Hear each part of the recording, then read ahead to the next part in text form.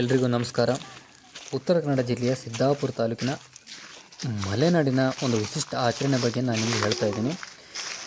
ಸಿದ್ದಾಪುರ ತಾಲೂಕಿಂದ ಸುಮಾರು 20 ಕಿಲೋಮೀಟರ್ ದೂರದಲ್ಲಿರುವ ಆಲಳ್ಳಿ ಎಂಬ ಗ್ರಾಮದಲ್ಲಿ ಒಂದು ವಿಶಿಷ್ಟ ಆಚರಣೆ ನಡೆಯುತ್ತೆ. ಅದೇನೆಂದರೆ, ಒಂದು ಕಾಡು ಮಧ್ಯ ಒಂದು ಕೆರೆ ಇದೆ.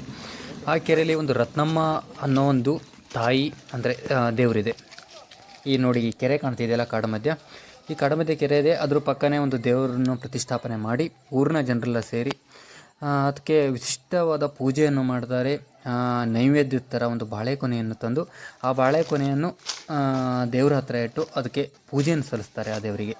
ನೋಡಿ, ಕಾಡು ದಾರಿಲಿ ನಡ್ಕೊಂಡು ಹೋಗಿ ಅದಕ್ಕೆ ಅಂದರೆ ಆ ಕಾಡಿನ ಮಧ್ಯ ಆ ದೇವರಿದೆ.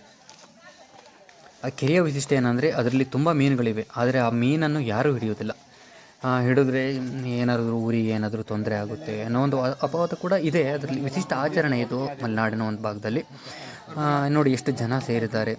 ಊರಿನ ಹೊರಗಡಿನ ಯುವಕರು ಎಲ್ಲರೂ ಬಂದು ಒಟ್ಟಾಗಿ ಈ ಹಬ್ಬವನ್ನು ಮಾಡ್ತಾರೆ. ನೋಡಿ, ತುಂಬ ದಟ್ಟವಾದ ಕಾಡು ಇದು. ಕಾಡಿನ ಮಧ್ಯದಲ್ಲಿ ಆ ಕೆರೆ ಇದೆ. ಆ ಕೆರೆಯ ಪಕ್ಕದಲ್ಲಿ ಆ ದೇವರನ್ನು ಪ್ರತಿಷ್ಠಾಪನೆ ಮಾಡಿದ್ದಾರೆ. ಅಂದರೆ ನೋಡಿ, ಎಷ್ಟು ಜನ ಸೇರಿದ್ದಾರೆ. ಹಣ್ಣು ಕಾಯಿ ಎಲ್ಲ ತಂತಾರೆ. ನೋಡಿ, ಅಲ್ಲಿ ಬಾಳೆಕೊನೆ ಕಾಣ್ತಿದ್ದಾವೆಲ್ಲ. ಈ ಬಾಳೆಕೊನೆ ನೋಡಿ, ಬಾಳೆಕೊನೆಯನ್ನು ಎಲ್ಲರೂ ಮನೆಯಿಂದನೂ ಒಂದೊಂದು ತಂದಿದ್ದಾರೆ. ಅದಕ್ಕೆ ನೈವೇದ್ಯ ಥರ ಇಟ್ಟಿದ್ದಾರೆ. ಇದು ಒಂದು ಸಿದ್ದಾಪುರ ತಾಲೂಕಿನ ಒಂದು ಕೊಂಚ ದೂರದಲ್ಲಿರುವ ಒಂದು ಗ್ರಾಮದ ಒಂದು ವಿಶಿಷ್ಟ ಪದ್ಧತಿ. Thank you for watching.